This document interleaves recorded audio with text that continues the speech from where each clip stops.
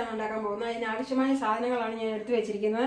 കുറച്ച് പട്ടാണി എടുത്തിട്ടുണ്ട്, കുറച്ച് ബീൻസ് കട്ട് ചെയ്തതുണ്ട്, ഒരു സവോള കട്ട് ചെയ്തെടുത്തിട്ടുണ്ട്, 2 പച്ചമുളക് എടുത്തിട്ടുണ്ട്, അതുപോലെ തന്നെ ചെറിയ 2 ക്യാരറ്റ് കട്ട് ചെയ്തെടുത്തിട്ടുണ്ട്, കുറച്ച് പട്ട, കരാമ്പു, ഏലക്ക എടുത്തിട്ടുണ്ട്.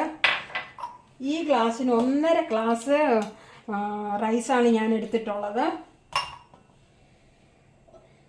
ഇനി നമുക്ക് പാൻ വെച്ച് പാനിലേക്ക് അതിനാവശ്യമായ വെളിച്ചെണ്ണയാണ് ഒഴിക്കുന്നത്.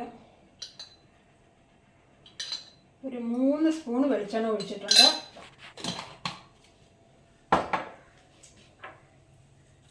ഇനി നമുക്ക് പട്ട, ഗ്രാമ്പൂ, ഏലക്ക ഇതൊക്കെ ഇട്ട് കൊടുക്കാം.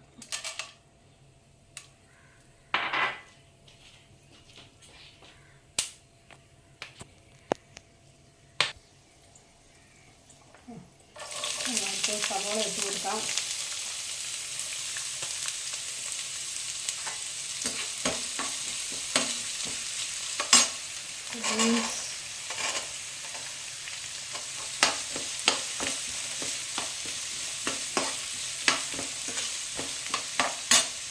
പച്ചമുളക് ഇടാം, ക്യാരറ്റ് ഇട്ട് കൊടുക്കാം.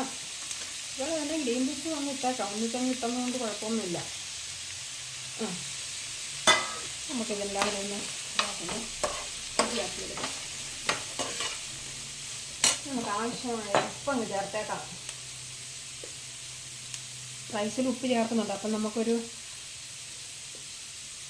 1/2 ടീസ്പൂൺ ഉപ്പ് ചേർത്തിട്ടുള്ളൂ.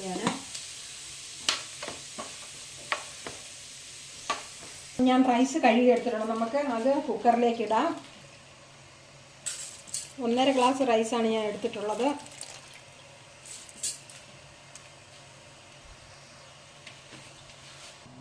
ഒന്നര ഗ്ലാസ് ആയിരിക്കും 3 ഗ്ലാസ് വെള്ളമാണ്. നമ്മൾ ഏത് ഗ്ലാസ്സിനാണ് അളവെടുത്തത് അതേ ഗ്ലാസ്സിൽ തന്നെ അളന്നാണ് നമ്മൾ വെള്ളം എടുക്കേണ്ടത്. അപ്പം 3 ഗ്ലാസ് വെള്ളം ഒഴിച്ചിട്ടുണ്ട്.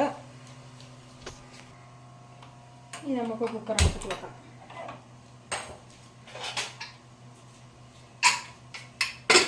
ഒരു 3 വിസിലടിക്കുമ്പോൾ നമുക്ക് ഓഫ് ചെയ്ത് വെക്കാം.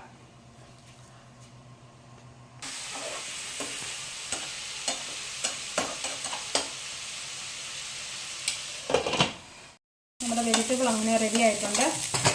നമ്മുടെ റൈസ് റെഡി ആയിട്ടുണ്ട്. ഇനി നമുക്ക് റൈസ് വെജിറ്റബിളിലേക്ക് നമുക്ക് മിക്സ് ചെയ്യാം.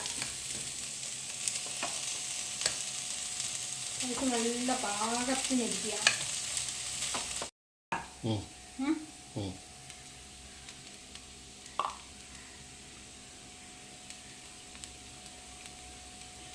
നെയ്യ് നമ്മുടെ ആവശ്യാനുസരണം നമുക്ക് ചേർക്കാം കേട്ടോ. ഞാൻ വളരെ കുറച്ചേ ചേർക്കുന്നുള്ളൂ. നമുക്ക് നെയ്യ് അത്രയും വേണ്ട, അതുകൊണ്ടാണ് ഞാൻ ഒരു 2 സ്പൂണ് ചേർത്ത് നിർത്തുന്നത്.